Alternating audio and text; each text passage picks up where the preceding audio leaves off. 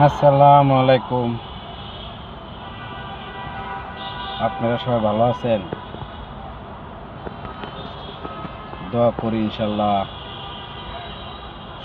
সবাই যে ভালো থাকে। তো আমি একটা কথা বলতে চাচ্ছি, আপনারা যদি একটু শোনেন তাহলে আমাকে একটু শক্তি দিবে। আমি বলতে চাই, যখন মার পেটে থেকে শিশু বের হয়ে আসে, তখন ও শিশুটা না যদি দুনিয়াতে বাইচে থাকে কি করে? ওই শিশুরা দুনিয়াতে যদি বাঁচিয়ে রাখে কি করে?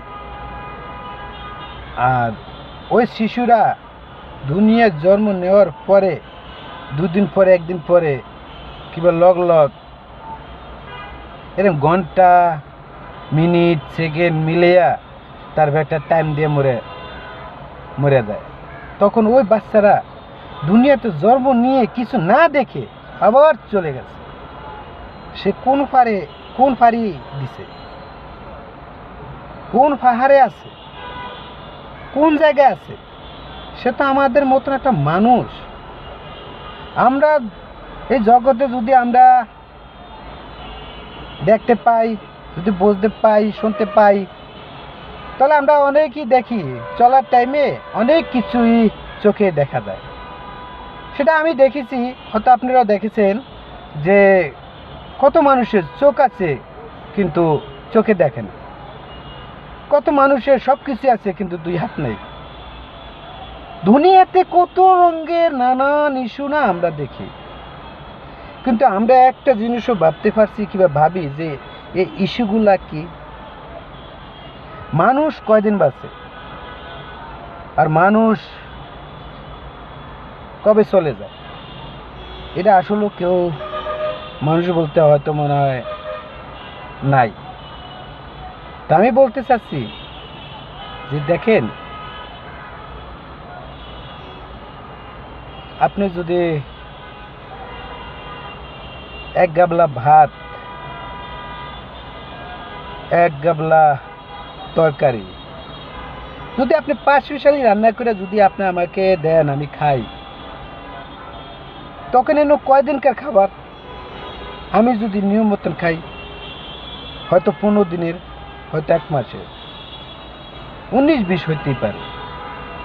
আচ্ছা হিসাব করেন তো, আমি যদি 1 সপ্তাহ যদি লাগে আমার খাইতে, যদি 2 সপ্তাহের মধ্যে 3 সপ্তাহ যদি আমি না খেতে পারি, তখন একটা আফসোস থাকে, যে আফসোস যে আমি আগামীকাল খেলাম ভাত কি সুন্দর টকটকা দিয়া, আজকে আমি এলাগিরি 1 সপ্তাহে খাইতেছি সাদা পানি আর সাদা লবণ মিক্সার করে ঝোল বানিয়ে।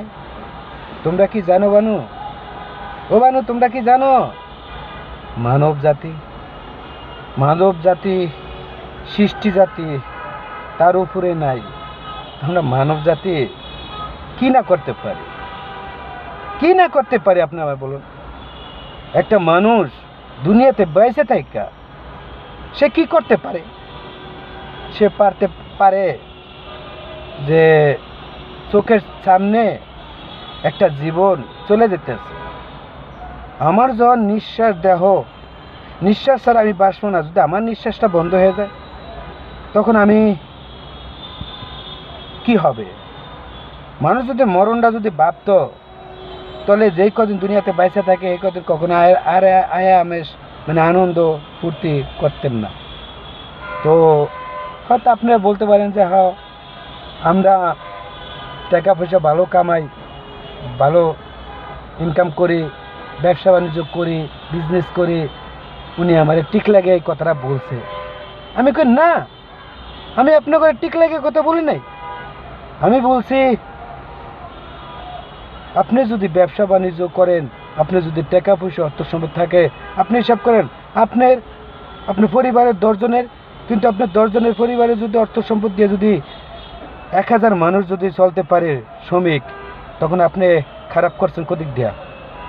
আপনি খারাপ করছেন কদিক দিয়া? আপনি 10 জনের সমাজের একজন প্রতিষ্ঠা, আপনি একজন মানুষ, আপনি যতটুকু সম্মান পাওয়া ততটুকু আমি দেব, কিন্তু আমার সম্মানটা আপনি আমার একটু ভাইবেন, আমার সম্মানটা আমি কতটুকু নিয়ে পৌঁছাতে পারি আপনাদের দোয়ায়।